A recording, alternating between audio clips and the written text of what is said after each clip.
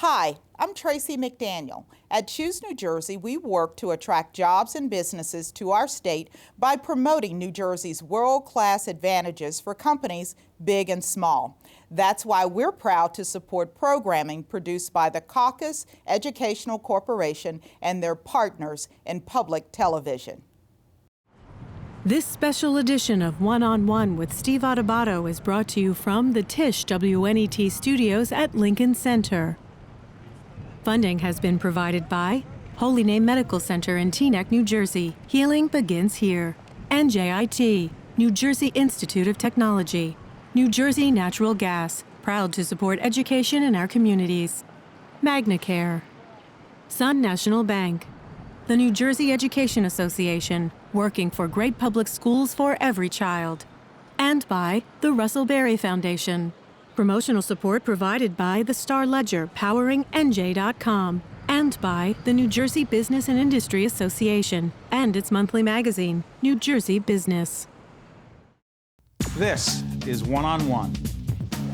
When you first heard that they were doing Charlie Rose and Gayle King, didn't you go, what? People like laughing at others, so I don't mind if the other is me. See, you go right into the character. That's what it is. I'm bringing families together a half an hour each week.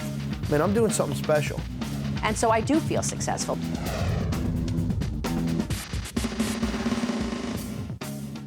Hi, I'm Steve Adubato here from the WNET Tisch studio right here in the heart of New York City, Lincoln Center. It's my honor, my pleasure to introduce Lois Robbins, who was an actress in Juvie. Juvie is, describe it a new movie that starts shooting on April 11th with Eric Roberts and Jared Gilman from Moonrise Kingdom.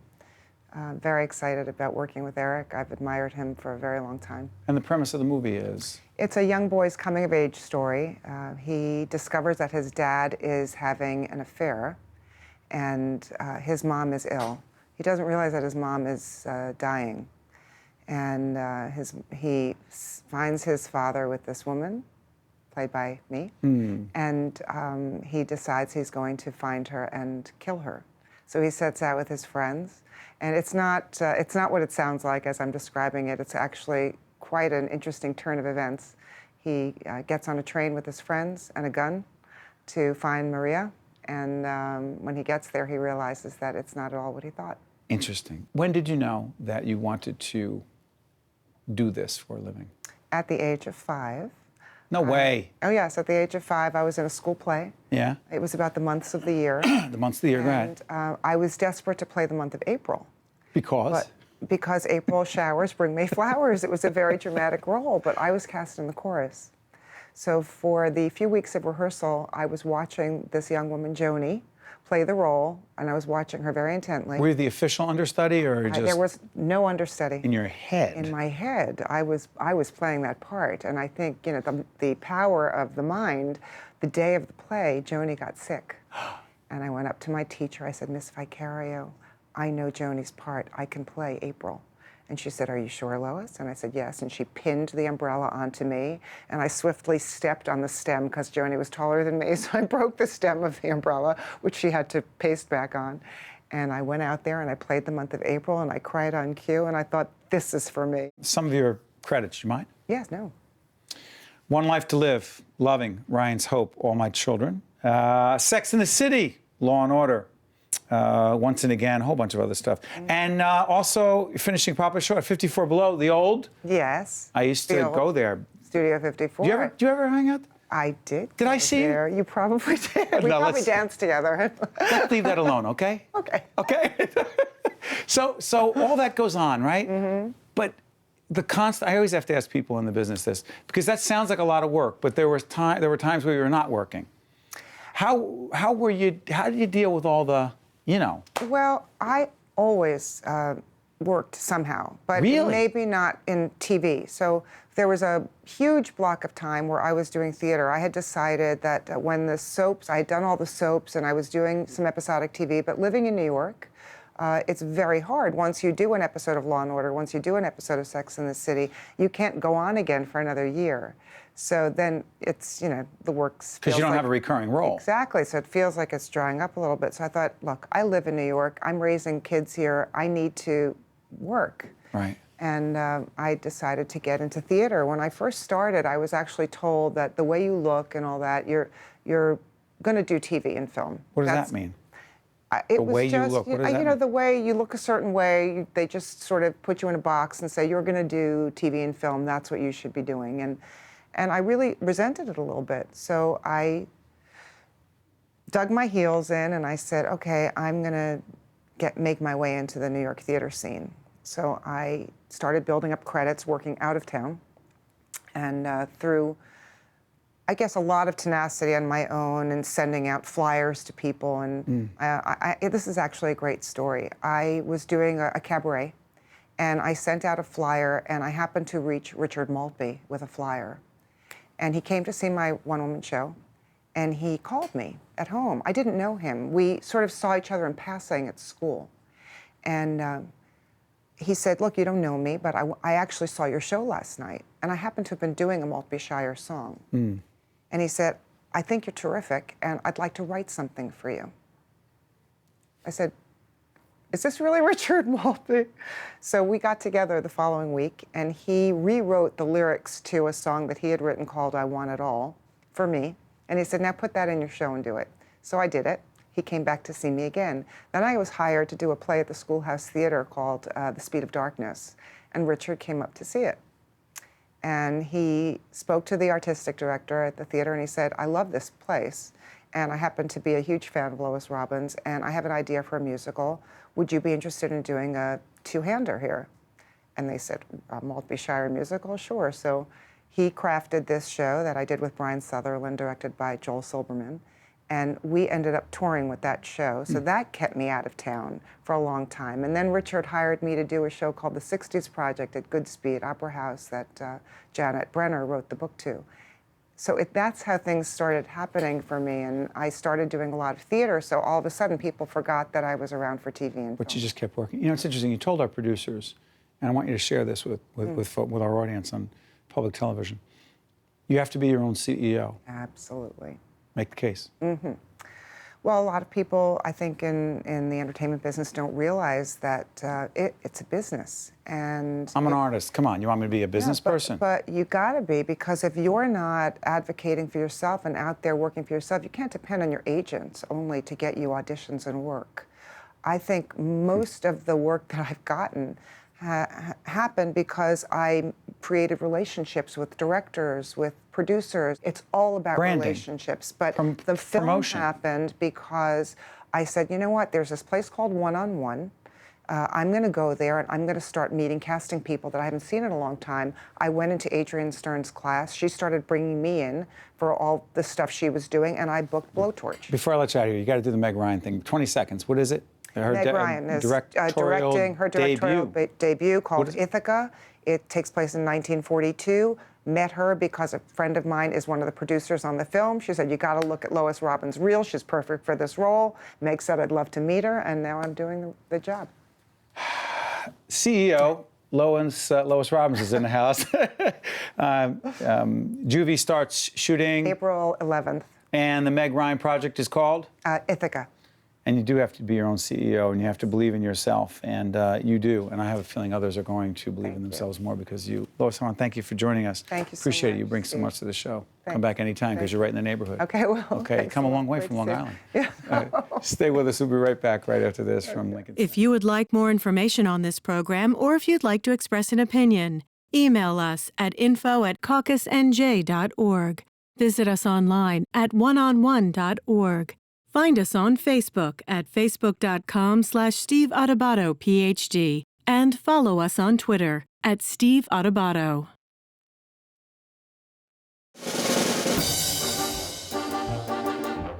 Welcome, bienvenue, welcome. In cabaret, au cabaret, au cabaret.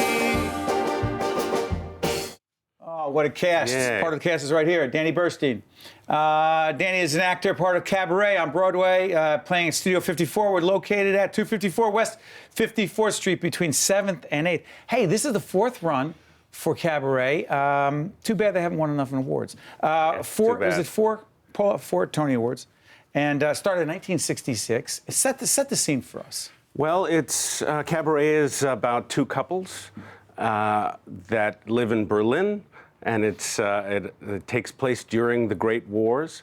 And one is an older couple, and one is a younger couple, and it's a fantastic masterpiece of a musical. Your role? My role is Herr Schultz.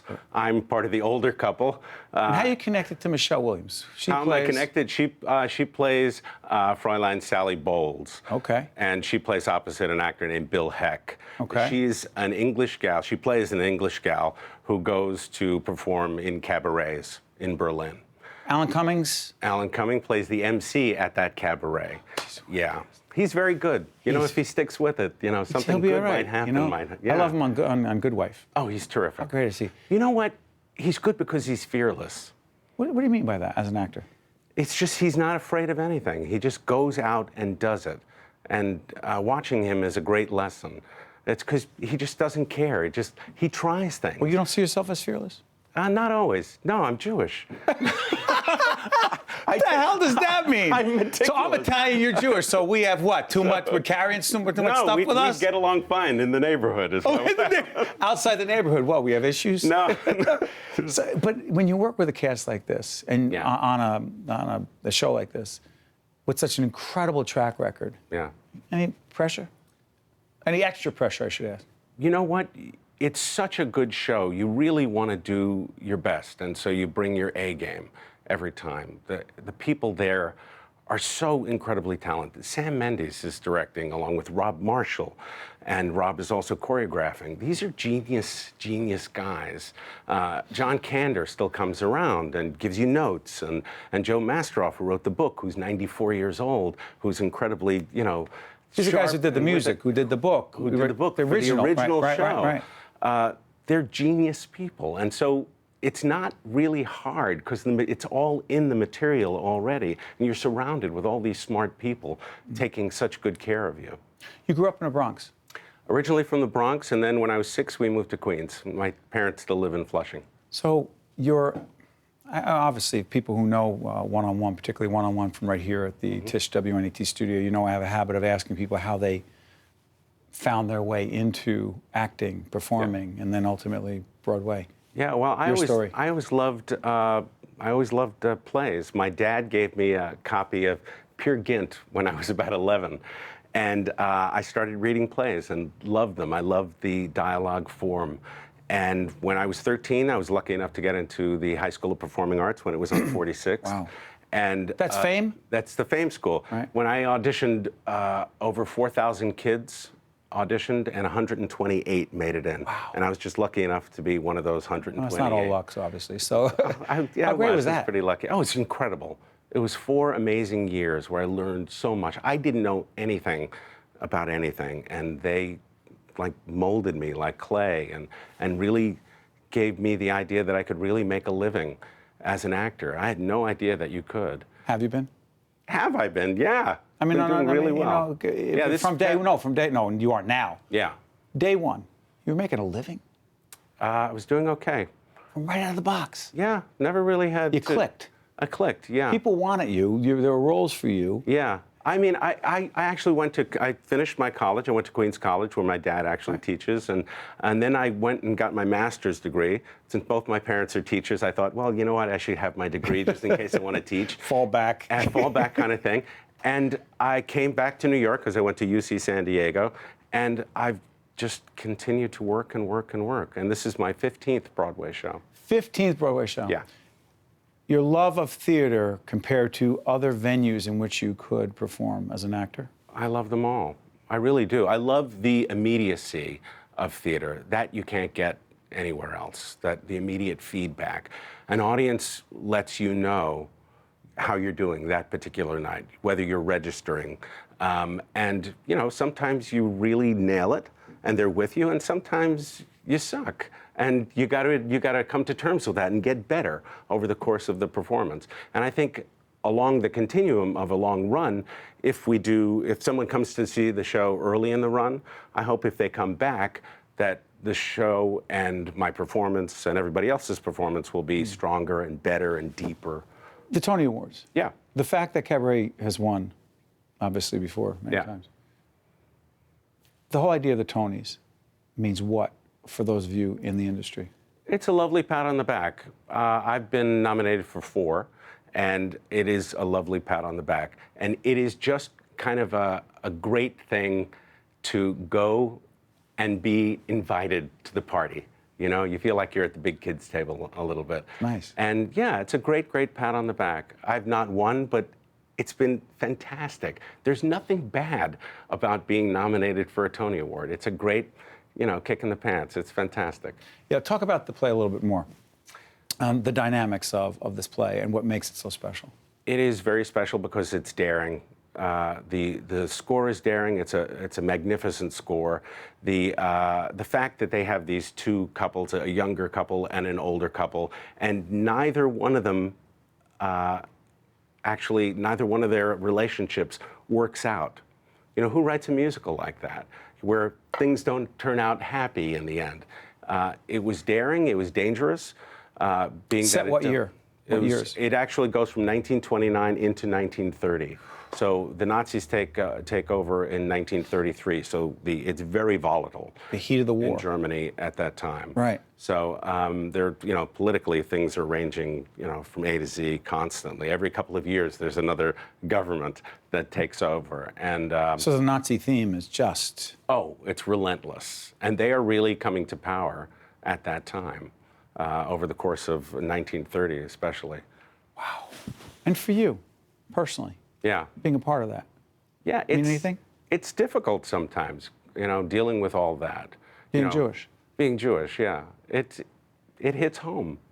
It really does hit home. You feel a responsibility. I am the token Jewish guy in the show. Is that true? And yeah, and you know, you feel a responsibility, and it's also difficult dealing with all that. How do you know, represent all those people who were murdered? But at the same time, it takes place in 1930. So my character and everybody else around doesn't really know that's all going to happen. So I was doing all this research, and it was just unbelievably sad and depressing. But my character is a positive one, and he's sure that's never going to happen. And so that's the way I had to think. So I actually had to put all that aside just so I could get through the show, you know, without breaking down crying every 2 seconds. Well, it's a powerful story, no matter how many times Caberet comes back, and it's playing at Studio 54 at 254 West 54th Street between 7th and 8th, and Danny is there. Tell folks again your cast. Alan Cumming, Michelle Williams, Bill Heck, Linda Emond, and myself. A great cast, a great play, and we wish you and your colleagues nothing but the best, Danny. Thanks so much. Thanks for coming Appreciate into our that, little too. place here. All right. Okay, thanks. Stay with us. We'll be right back right after this. Thank you. If you would like more information on this program, or if you'd like to express an opinion, email us at info@caucusnj.org. Visit us online at oneonone.org. Find us on Facebook at facebook.com/Steve Adubato, PhD, and follow us on Twitter at Steve Adubato.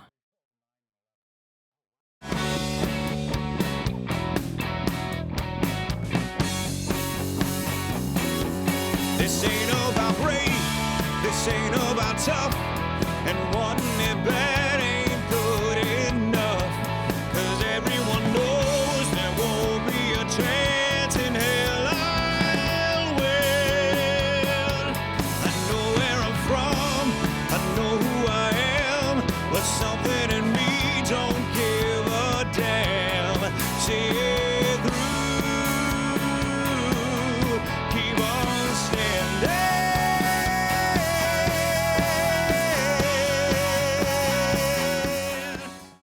There she is, Margo Seibert, who plays Adrian in the play Rocky, the musical. And you had 9 auditions before did. they said yes. You are Adrian. How persistent are you? I love that. Thank you. Very, very persistent. Yeah, and talented. Thank you. This is big. Now, give me the setup here. So you had performed before, but this is your Broadway debut. It is. Yeah, it's my second show in New York City, which is very exciting. I moved here from Washington, D.C. Okay. in 2010. Okay.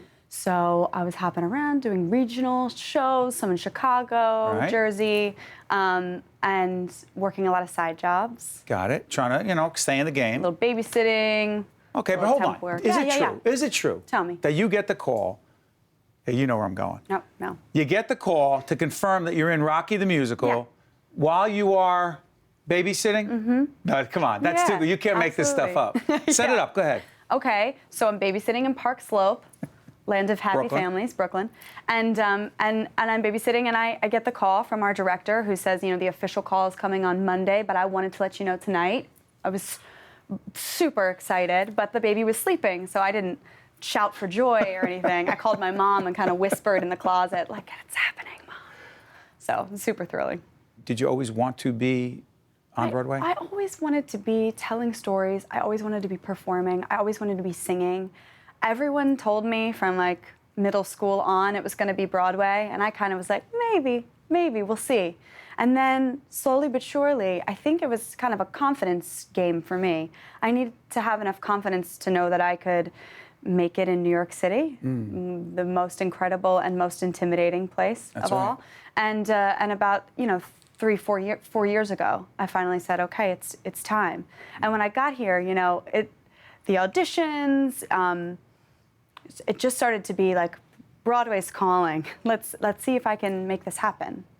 Describe the team that has put Rocky the Musical together. So cool. I mean, I think a lot of people, when they hear Rocky the Musical, are a little skeptical about it. They think like, it's going to be dancing boxers, like what's going to happen? But when you have a team that's, Lynn Aaron, Stephen Flaherty, Alex Timbers, Tom Meehan, amazing group of people. And then you add Kelly Devine for choreography and Stephen Hoggett for fight choreography.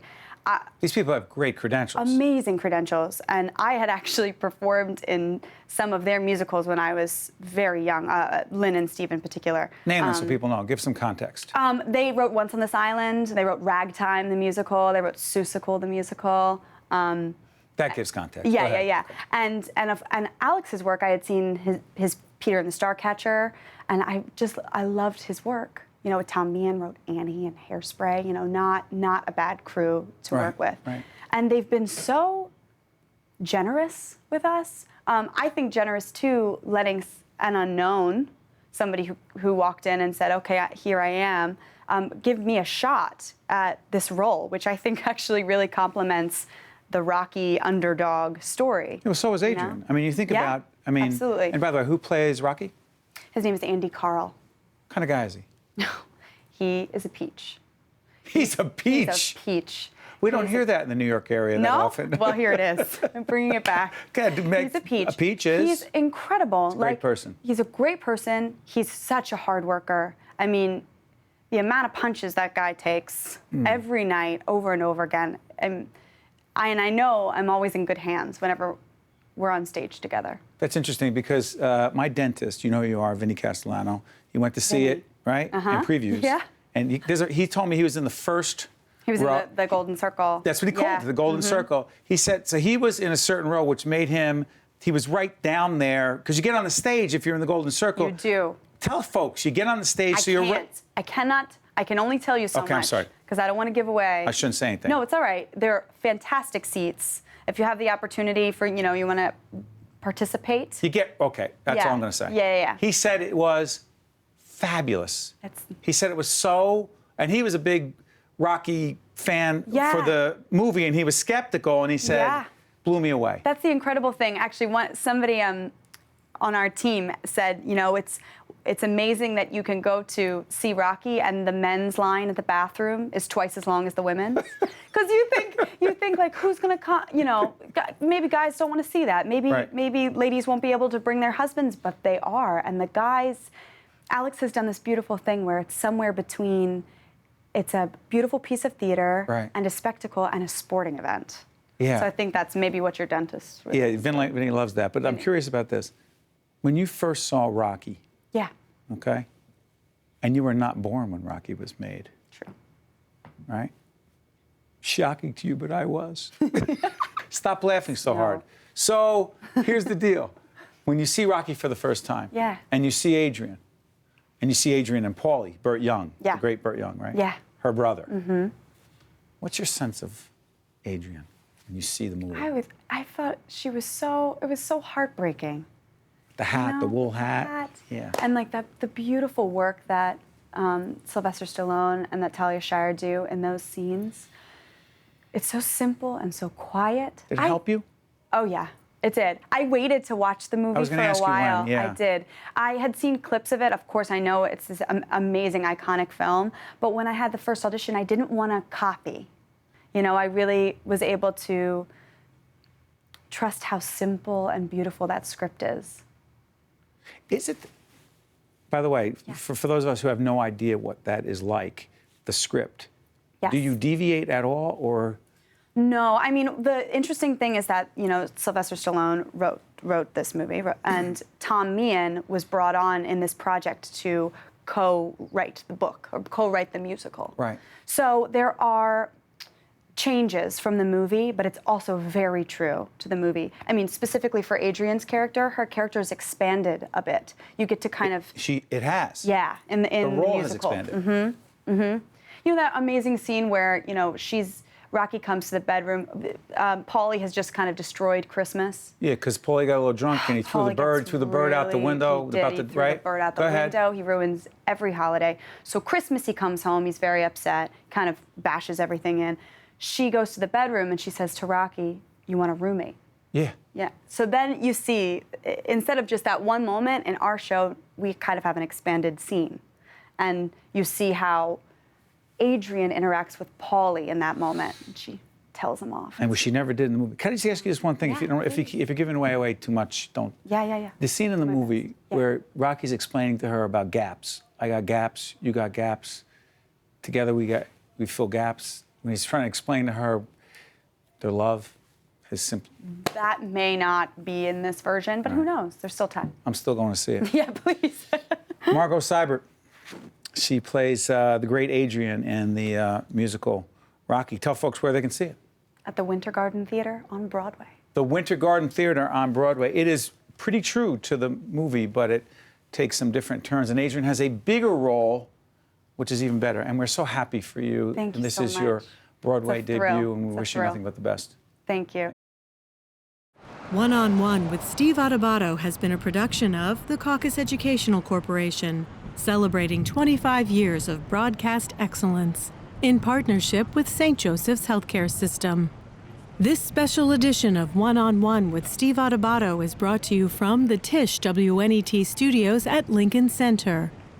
Funding has been provided by Holy Name Medical Center in Teaneck, New Jersey, NJIT, New Jersey Natural Gas, MagnaCare, Sun National Bank, the New Jersey Education Association, and by the Russell Berry Foundation. Transportation provided by Airbrook Limousine, serving the metropolitan New York, New Jersey area. One-on-One with Steve Adubato has been made possible in part by activists and the American Medicine Chest Challenge.